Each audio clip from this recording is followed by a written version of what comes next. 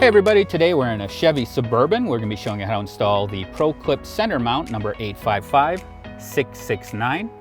This mount also fits the Chevy Tahoe and the GMC Yukon in the same years. Before we get started, there are a couple things we want to mention. First off, this mount does use some double-sided tape. You'll see the blue covering under here.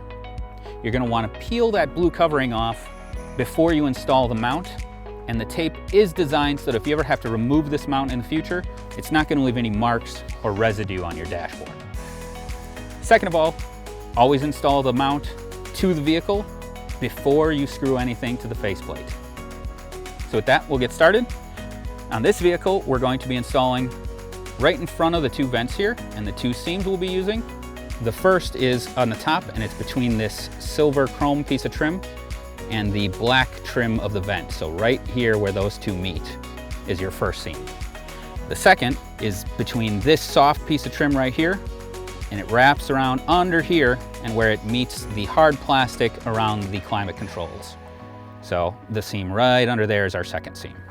On some vehicles, this upper seam is very tight, and if yours is like that, we've included a gap opener with each mount. So you can just open up that seam a little bit by inserting the gap opener on the far left for this vent, or if you're going to install on the right vent, go to the far right. This particular dash, we actually don't need it. As you can see, the gap opener doesn't really stay in there. That's perfectly fine for us.